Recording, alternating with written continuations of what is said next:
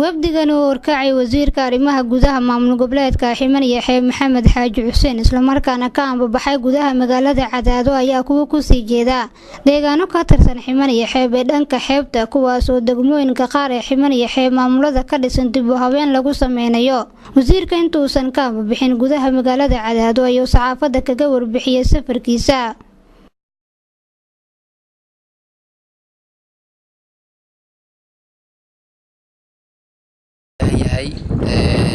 gobolka xeeb gobolka Ximan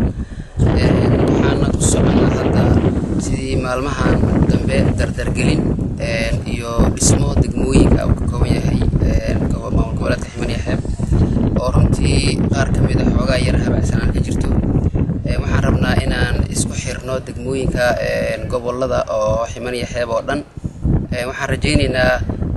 inaan arrinkaas waqti ku soo qaadano aan badnayn noona soo xaleerada gabagabo wixii la dhow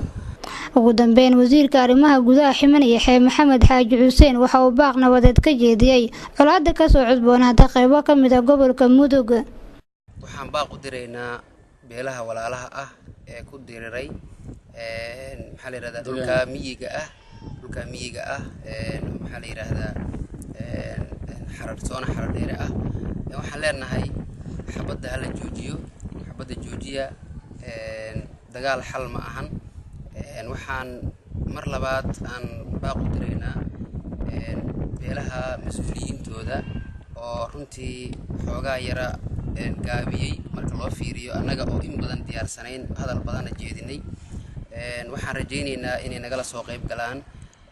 xabad joojintaas inaan xabad dagaal meeshaas ka dhicin in dadkaas nabad ay ku wada noolaadaan